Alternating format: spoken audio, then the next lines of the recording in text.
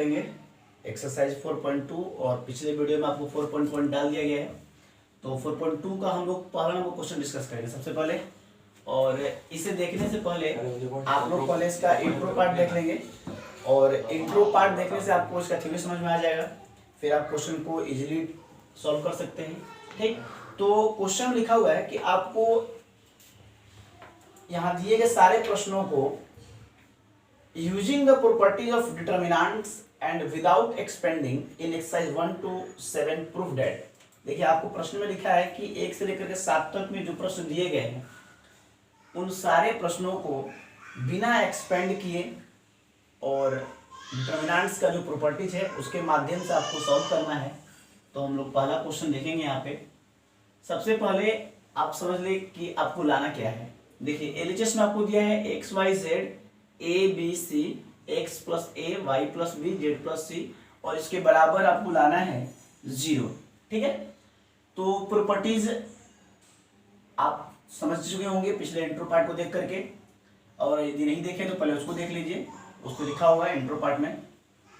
चलिए जी, तो देखिए इसको कैसे सॉल्व करेंगे। सबसे पहला काम, बहुत सारे तरीके होते हैं इसे सॉल्व करने के। सबसे आसान तरीका जो है, आपको पता है कि जो इंट्रोडक्शन आपको दिया गया है प्रॉपर्टीज वाला, उसमें बताया गया है कि अगर किसी भी डिटर्मिनेंट के किसी भी रो या कॉलम में 2 या 2 से अधिक ऐसे कोई एलिमेंट ऐसे दिए गए हैं जो जोड़ के रूप में दिए गए हैं या घटाव के रूप में हो, तो उसे हम अलग कर सकते हैं, 2 डिटर्मिनेंट के रूप में एक्सप्रेस कर सकते हैं। जैसे पहला तरीका हम इसे क्या कर सकते हैं, X Y Z A B C, और यहाँ जो 2 एलिमेंट को जोड़ करके दिखाया गया है उसमें से फर्स्ट वाले को लेकर के एक डिटर्मिनेंट बना देंगे और फिर सेकंड वाले को लेकर के सेकंड डिटर्मिनेंट आपको बना दिया जाएगा ए बी सी। थोड़ा समझेंगे यहाँ पे स्पष्ट आपको प्रॉपर्टीज में बताया गया है कि किसी भी रो या कॉलम में एक या एक से अधिक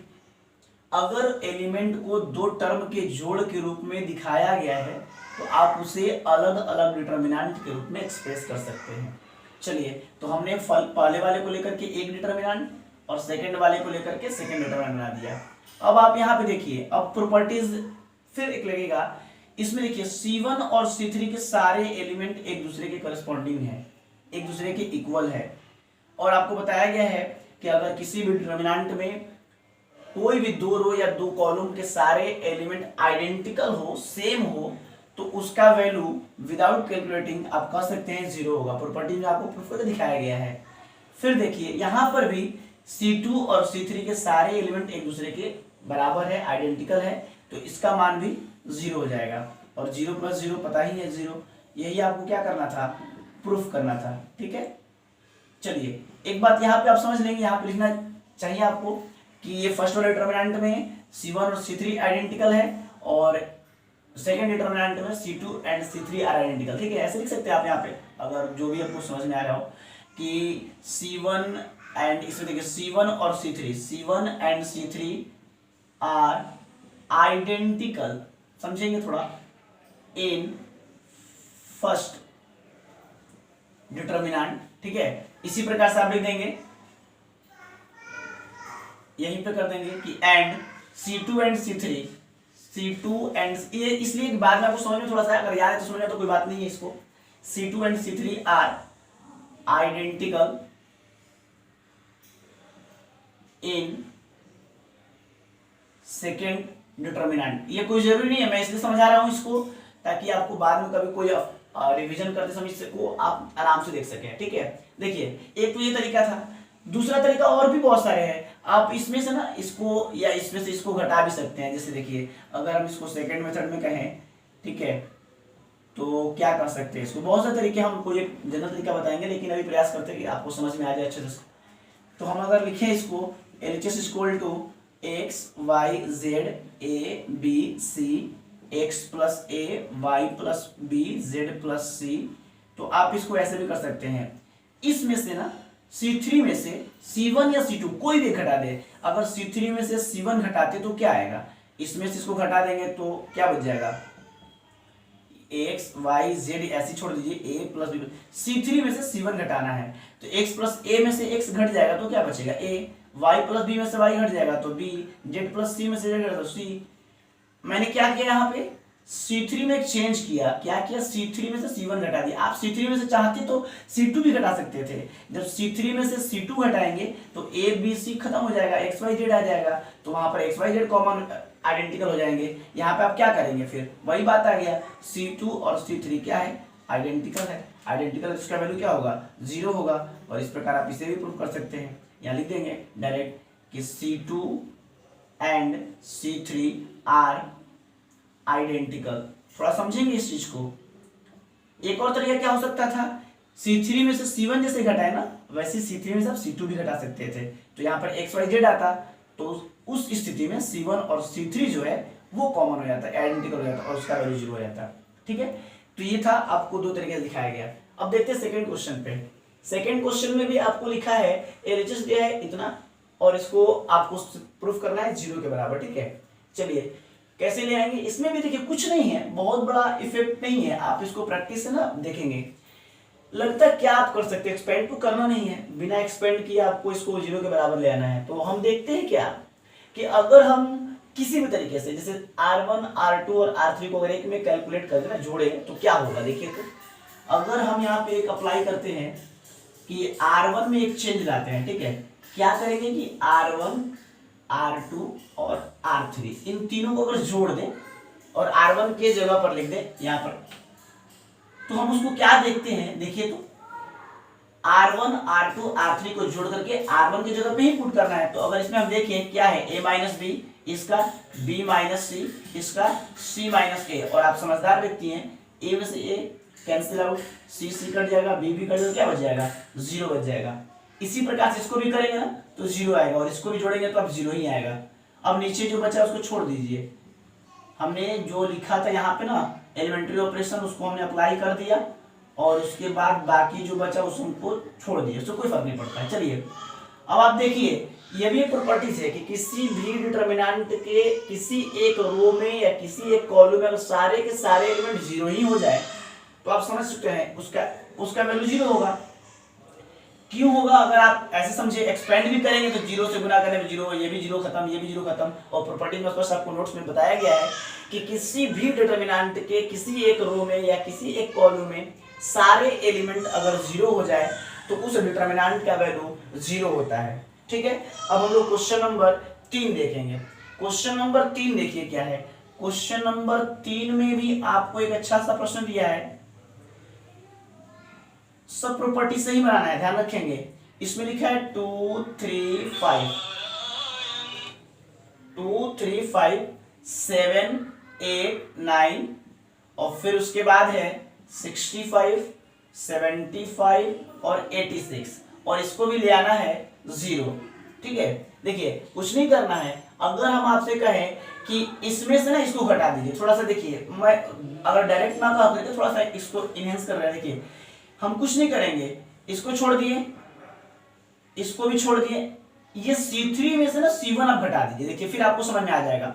C3 में से C1 घटाएंगे तो 65 में से 2 जाएगा 63, 75 में से 3 जाएगा 72, 86 में से 5 जाएगा 81। हमने क्या किया है, C3 में एक एलिमेंट्री ऑपरेशन को हम लोग अप्लाई किए हैं, C3 माइनस C1 किए हैं। ठीक है, चलिए अब आप देख रहे होंगे तब तो इसमें और इसमें कुछ बात कॉमन सा दिख रहा है आपको। 7 9 जा 63, 8 9 जा 72, 9 9 जा 81। ठीक, यानी C2 और C3 ये दोनों आपस में क्या है, तो आपस में प्रोपोर्शनलिटी को फॉलो करता है, समानुपाती है। ठीक है, और आपको पता है प्रॉपर्टीज में बताया गया है कि अगर 2 रो या कॉलम समानुपाती हो, प्रोपोर्शनल हो, तो उसका वैल्यू भी 0 ही होता है। क्यों, आप ऐसे भी समझ सकते हैं। अगर इसमें से हम 9 कॉमन निकाल लें, डिटरमिनेंट में किसी एक रो या किसी एक कॉलम से ही आप कॉमन निकालते हैं, अगर इसमें से आप 9 कॉमन निकाल दें तो यहाँ 7 आ जाएगा, 9 7 63, यहाँ 8 आ जाएगा, 9 8 72, यहाँ 9 आ जाएगा, 9 9 81। फिर ये दोनों आपस में आइडेंटिकल हो जाएंगे, तो आप समझ रहे हैं 0 आ जाएगा। या फिर मैं ऐसे डायरेक्ट लिख दूं इसका 0। क्यों, क्योंकि यहाँ पर हम लोग लिख देंगे क्योंकि as C2 and C3 are proportional. देखिए जितना आसानी से बन जाए उतना ज्यादा ठीक है, ठीक है, कुछ नहीं करना है। क्यों? C2 और C3 प्रोपोर्शनल है, समानुपाती है। मतलब देखिए 7 9 63, 8 9 72, 9 9 81, ठीक है। या आप इसको कहें इसका अनुपात निकाले तो 19 आएगा। जैसे 7/63 1/9, इसको निकालेंगे 8/72 1/9, तो सब प्रोपोर्शनल है, समान अनुपात में है। तो इस कंडीशन में इसका वैल्यू 0 होता है, प्रॉपर्टीज आपको बता रहा है। ठीक, रोक दीजिए इसको।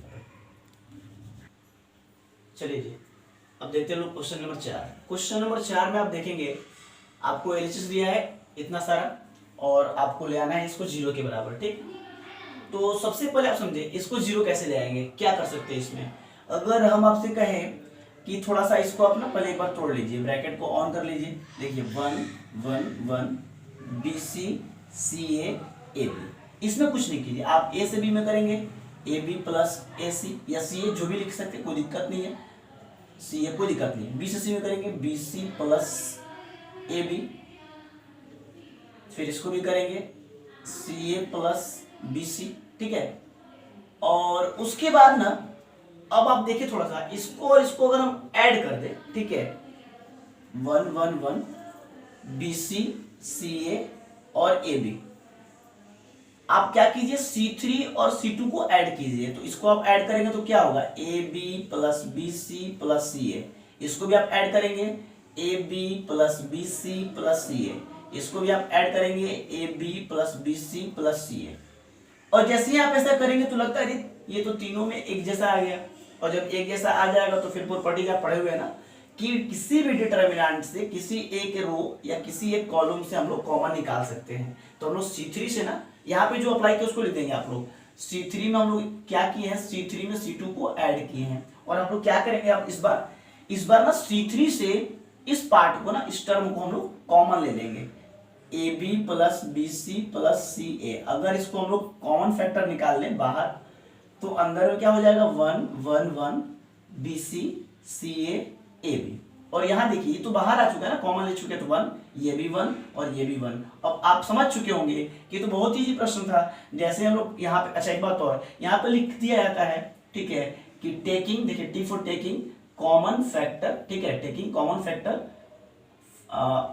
बाई या फ्रॉम, जो भी लिखना हो लिख सकते हैं, फ्रॉम C3, ठीक है, या टेकिंग कॉमन फैक्टर, क्या कॉमन फैक्टर निकाले हैं आप, उसे भी लिख सकते हैं AB plus BC plus CA by, ठीक है, या फ्रॉम, जो आप वर्ड यूज करना चाहें, इतना कोई दिक्कत नहीं है। C3 से, ठीक है, C3 से हम लोग इतना को कॉमन लिए, ये लिखना जरूरी नहीं है, बाद में आपको समझ में आ जाए इसलिए मैं इसको समझा रहा हूँ, ठीक है।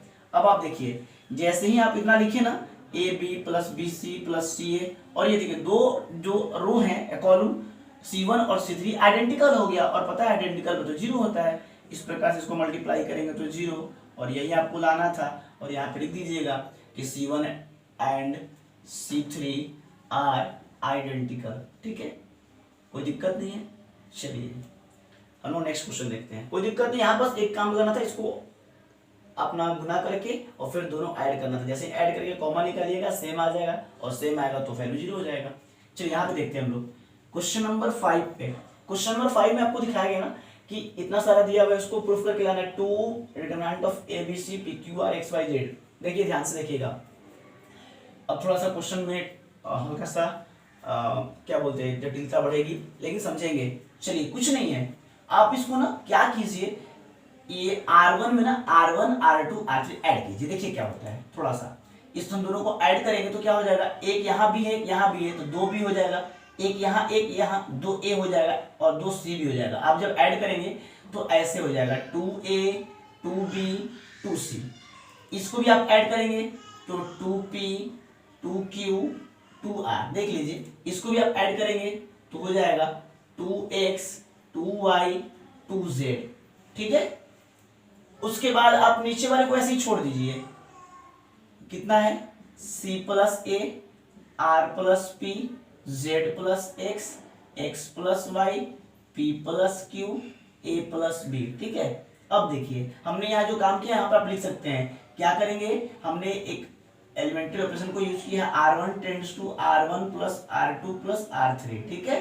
चलिए अब हम लोग क्या करेंगे ना, इसमें से 2 कॉमन निकाल सकते हैं ना, इसमें से हम लोग 2 कॉमन निकाल सकते हैं। आप इसको ऐसे भी दिखा सकते हैं, एक लाइन एक्सटेंड कर देंगे कि 2a plus B plus C 2p plus Q plus R फिर 2x, ठीक है, x plus Y plus Z, फिर नीचे में c plus a plus B, फिर r प्लस p और p plus q, z plus x plus Y.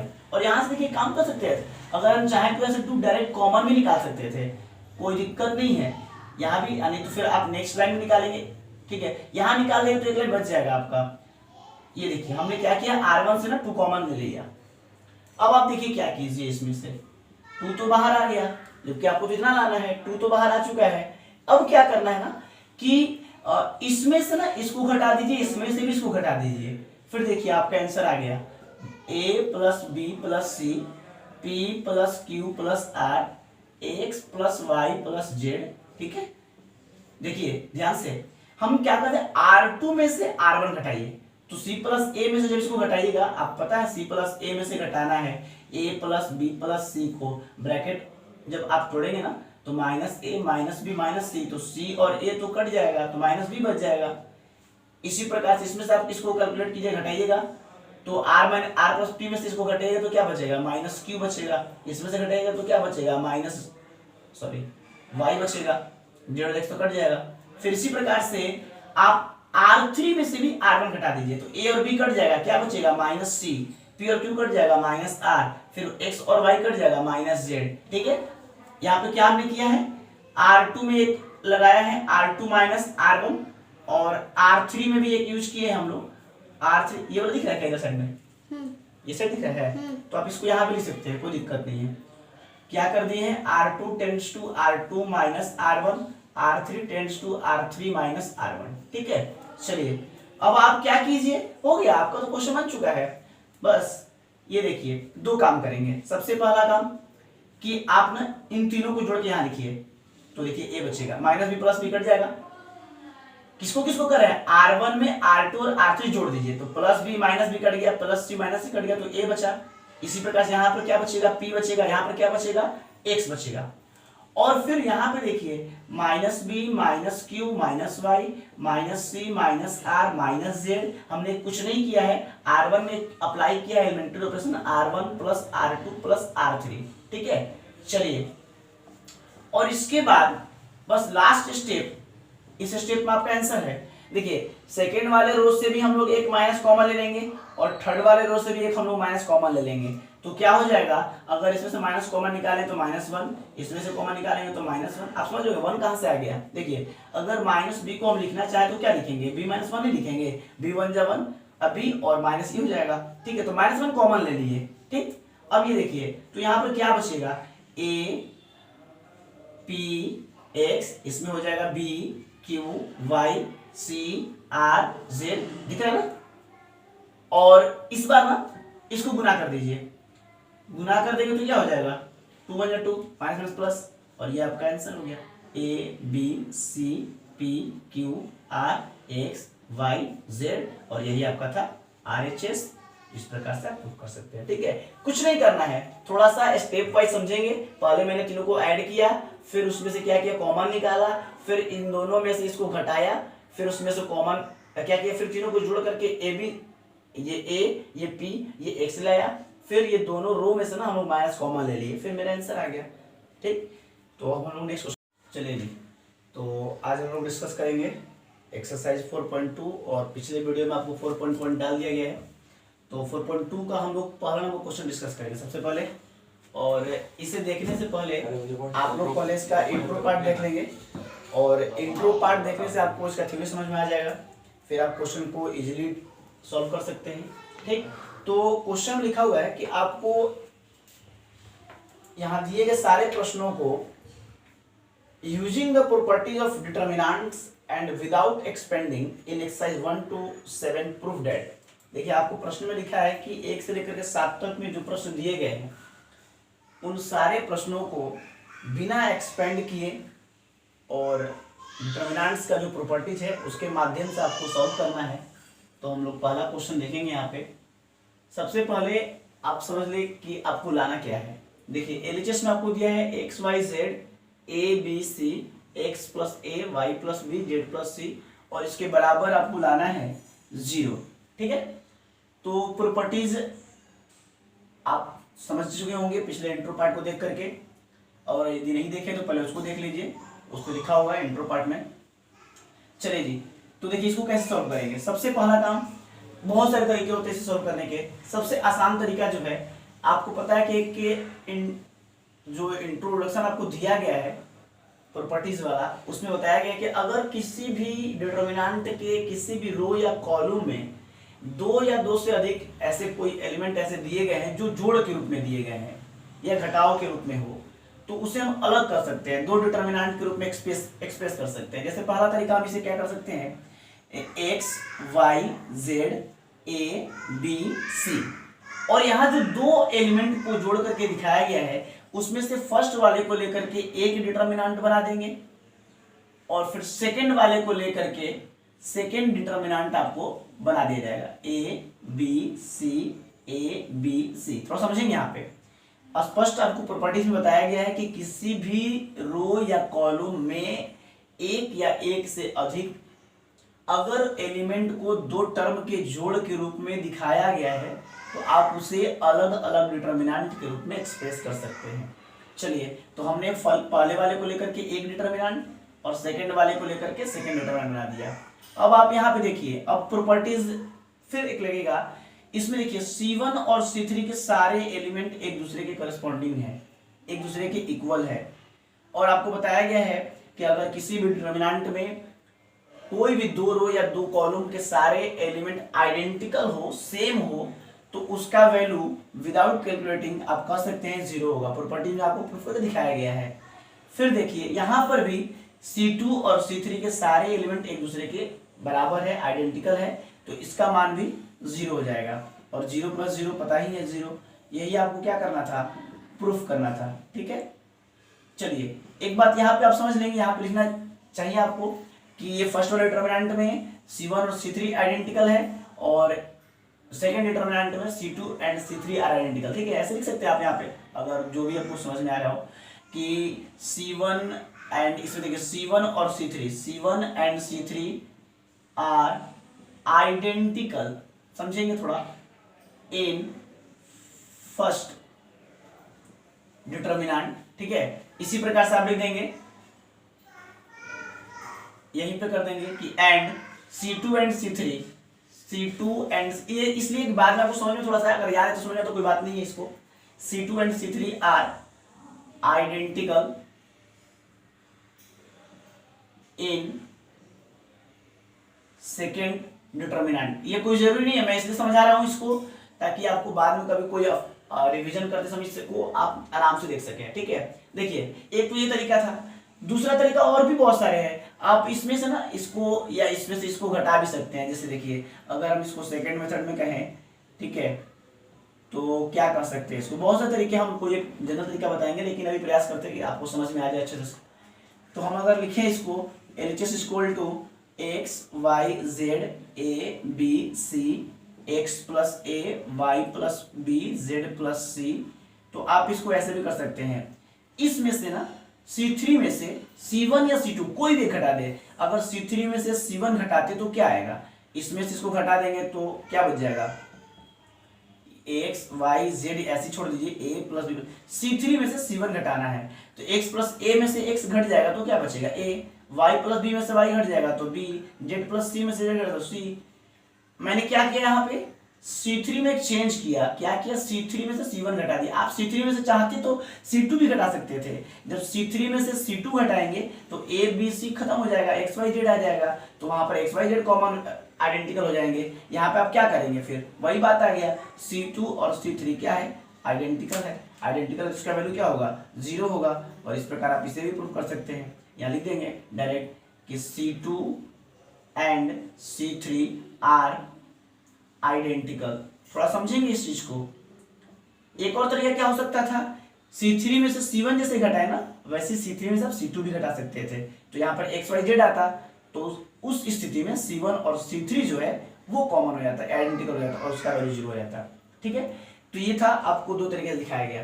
अब देखते हैं सेकंड क्वेश्चन पे।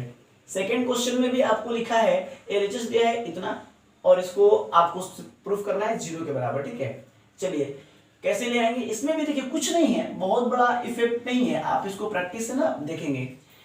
लगता है क्या आप कर सकते हैं, एक्सपेंड तो करना नहीं है, बिना एक्सपेंड किए आपको इसको 0 के बराबर ले आना है। तो हम देखते हैं क्या कि अगर हम किसी भी तरीके से जैसे R1 R2 और R3 को अगर एक में कैलकुलेट कर देना, जोड़े तो क्या होगा। देखिए तो अगर हम यहाँ पे एक अप्लाई करते हैं कि R1 में एक चेंज लाते हैं, ठीक है, क्या करेंगे कि R1 R2 और R3 इन तीनों को अगर जोड़ दें और R1 के जगह पर लिख दें यहाँ पर, तो हम उसको क्या देखते हैं, देखिए तो R1 R2 R3 को जोड़ करके R1 की जगह पे ही पुट करना है। तो अगर इसमें हम देखें क्या है, A माइनस बी, इसका B माइनस सी, इसका C माइनस ए, और आप समझदार व्यक्ति हैं, A में से A cancel out, C cut जाएगा, B कट जाएगा, क्या बच जाएगा, 0 बच जाएगा।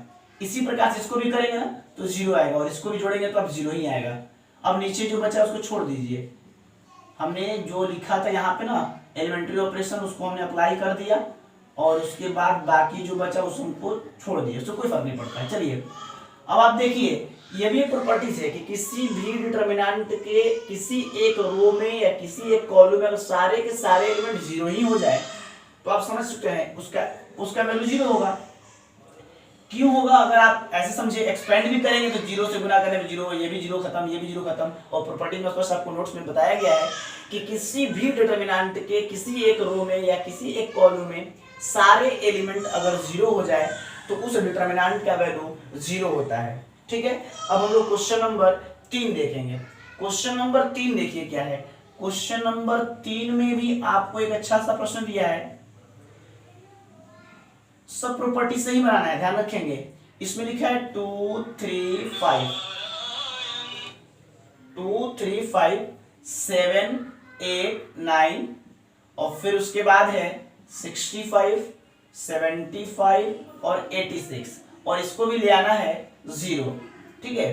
देखिए कुछ नहीं करना है, अगर हम आपसे कहें कि इसमें से ना इसको घटा दीजिए, थोड़ा सा देखिए, मैं अगर डायरेक्ट ना कहा तो थोड़ा सा इसको इनहेंस कर रहा है। देखिए हम कुछ नहीं करेंगे, इसको छोड़ दिए, इसको भी छोड़ दिए, ये C3 में से ना C1 आप घटा दीजिए। देखिए फिर आपको समझ में आ जाएगा, C3 में से C1 घटाएंगे तो 65 में से 2 जाएगा 63, 75 में से 3 जाएगा 72, 86 में से 5 जाएगा 81। हमने क्या किया है, C3 में एक एलिमेंट्री ऑपरेशन को हम लोग अप्लाई किए हैं, C3 माइनस C1 किए हैं, ठीक है। चलिए अब आप देख रहे होंगे तब तो इसमें और इसमें कुछ बात कॉमन सा दिख रहा है आपको, 7 9 जा 63, 8 9 जा 72, 9 9 जा 81, ठीक। यानी C2 और C3 ये दोनों आपस में क्या है, तो आपस में प्रोपोर्शनलिटी को फॉलो करता है, समानुपाती है, ठीक है।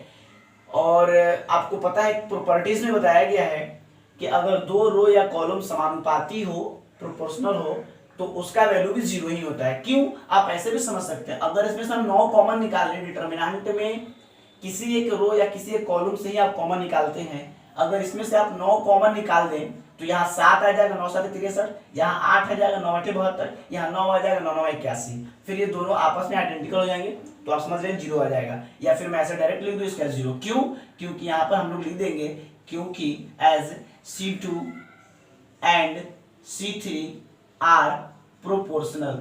देखिए जितना आसानी से बन जाए उतना ज्यादा ठीक है, ठीक है, कुछ नहीं करना है। क्यों, C2 और C3 प्रोपोर्शनल है, समानुपाती है, मतलब देखिए 7 9 63, 8 9 72, 9 9 81, ठीक है। या आप इसको कहें इसका अनुपात निकाले तो 19 आएगा, जैसे 7/63 1/9, इसको निकालेंगे 8/72 1/9, तो सब प्रोपोर्शनल है, समान अनुपात में है।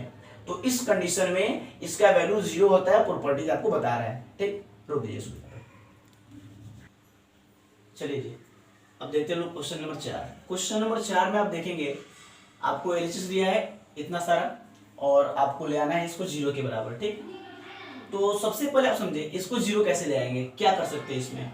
अगर हम आपसे कहें कि थोड़ा सा इसको आप ना पहले एक बार तोड़ लीजिए, ब्रैकेट को ऑन कर लीजिए, देखिए 1 1 1 BC CA AB, इसमें कुछ नहीं कीजिए, आप A से B में करेंगे AB प्लस AC या CA जो भी लिख सकते, कोई दिक्कत नहीं है। सी ए, कोई दिक्कत नहीं। बी से सी में करेंगे B C plus A B, फिर इसको भी करेंगे सी ए प्लस बी सी, ठीक है। और उसके बाद ना अब आप देखिए थोड़ा सा इसको और इसको अगर हम ऐड कर दें, ठीक है, 1 1 1 बी सी सी ए और ए बी, आप क्या कीजिए C3 और C2 को ऐड कीजिए। तो इसको आप ऐड करेंगे तो क्या होगा, A B plus B C plus C A. इसको भी आप ऐड करेंगे A B plus B C plus C A. इसको भी आप ऐड करेंगे A B plus B C plus C A. और जैसे ही आप ऐसा करेंगे तो लगता है ये तो तीनों में एक जैसा आ गया।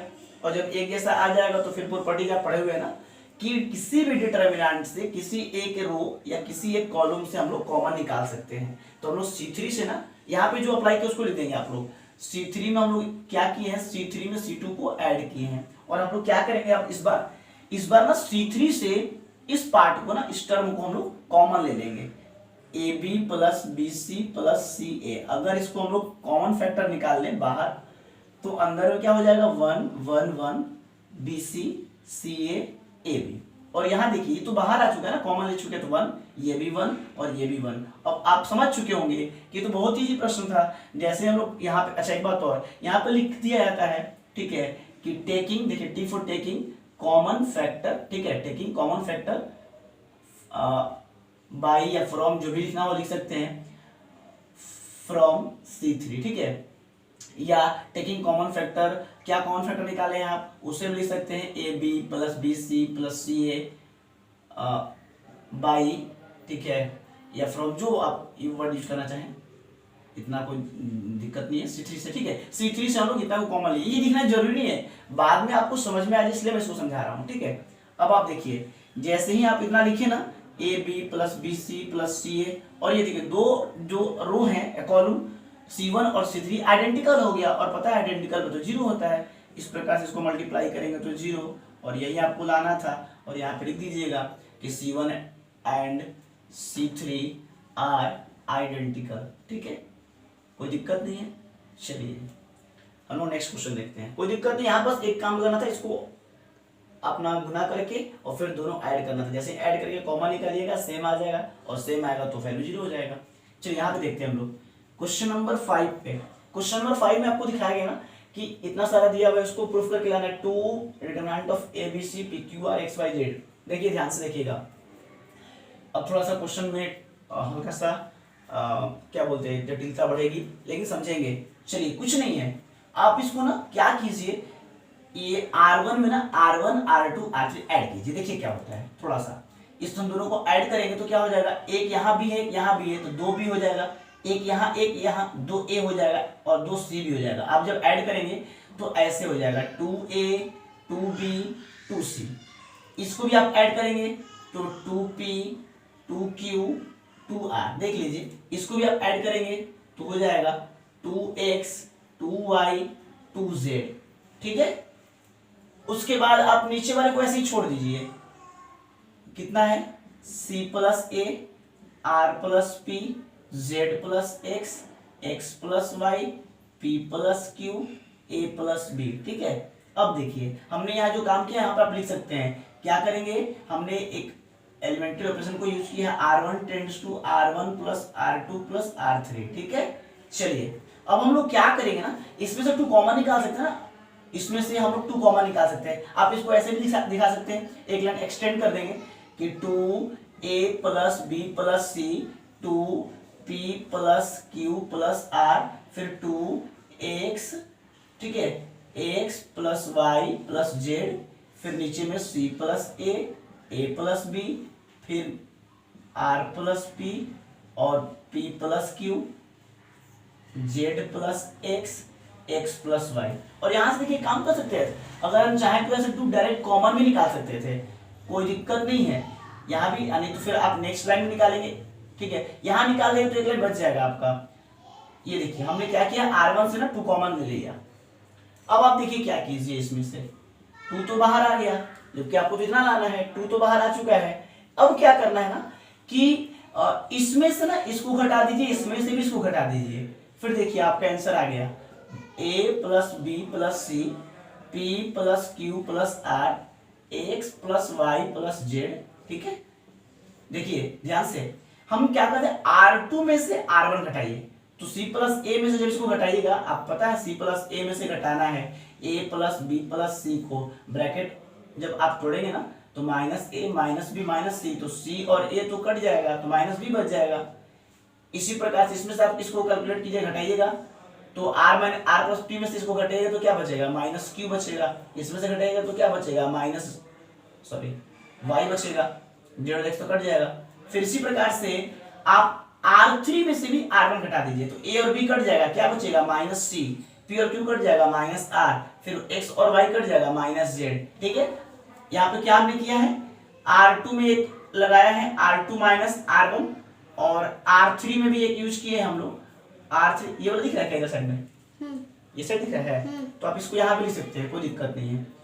क्या कर दिए हैं, R2 tends to R2 minus R1, R3 tends to R3 minus R1, ठीक है। चलिए अब आप क्या कीजिए, हो गया आपका तो क्वेश्चन बन चुका है।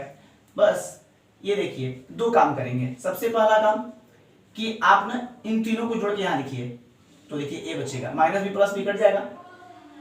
किसको किसको कर रहे हैं, R1 में R2 और R3 जोड़ दीजिए, तो plus B minus B cut गया, plus C minus C cut गया, तो A बचा। इसी प्रकार से यहाँ पर क्या बचेगा, P बचेगा, यहाँ पर क्या बचेगा, X बचेगा। और फिर यहाँ पे देखिए minus B minus Q minus Y minus C minus R minus Z, हमने कुछ नहीं किया है, R1 में अप्लाई किया है elementary operation, R1 plus R2 plus R3, ठीक है। चलिए और इसके बाद बस लास्ट स्टेप, इस स्टेप में आपका आंसर है। देखिए सेकेंड वाले रो से भी हम लोग एक माइनस कॉमन ले लेंगे और थर्ड वाले रो से भी एक हम लोग माइनस कॉमन ले लेंगे, तो क्या हो जाएगा, अगर इसमें से माइनस कॉमन निकालें तो -1, इसमें से कॉमन निकालेंगे तो -1। आप समझ लोगे 1 कहां से आ गया। देखिए अगर माइनस बी को हम लिखना चाहे तो क्या लिखेंगे, b - 1 ही लिखेंगे, b1 जा 1 अभी और माइनस हो जाएगा, ठीक है। तो -1 कॉमन ले लिए, ठीक। अब ये देखिए तो यहाँ पर क्या बचेगा, a p x, इसमें हो जाएगा b q y c r z, दिख रहा है ना। और इस बार ना इसको गुना कर दीजिए, गुना कर देंगे तो क्या हो जाएगा, 2 1 जा 2 माइनस प्लस, और ये आपका आंसर हो गया, a b c p q r x y z, और यही आपका था RHS। इस प्रकार से आप प्रूव कर सकते हैं, ठीक है। कुछ नहीं करना है, थोड़ा सा स्टेप वाइज समझेंगे। पहले मैंने तीनों को ऐड किया, फिर उसमें से क्या किया, कॉमन निकाला, फिर इन दोनों में से इसको घटाया, फिर उसमें से कॉमन क्या किया, फिर तीनों को जोड़ करके ए बी, ये A ये P ये X लाया, फिर ये दोनों रो में से ना हम लोग माइनस कॉमन ले लिए, फिर मेरा आंसर आ गया, ठीक।